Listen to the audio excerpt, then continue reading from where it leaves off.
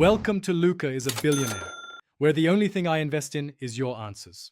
In this video, I will show how to reset the Toyota Corolla Maintenance Light 2020.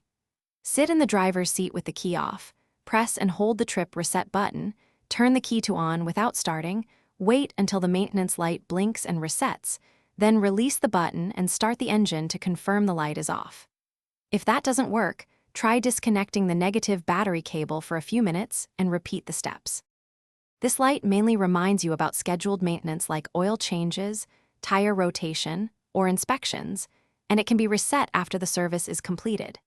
If you reset it without performing the maintenance, you might miss important service intervals that protect your engine and resale value. Always confirm that oil, filters, and inspections are current before resetting, and consider logging the service date and mileage so you keep proper records for future maintenance.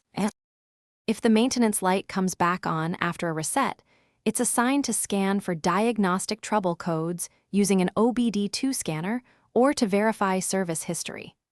Some Corolla trims use the multi-information display where you navigate menus to reset the maintenance minder, so check your instrument cluster options.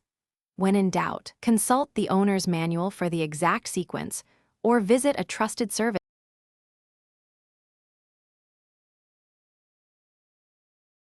Thanks for watching and please subscribe. It's the best investment you'll ever make.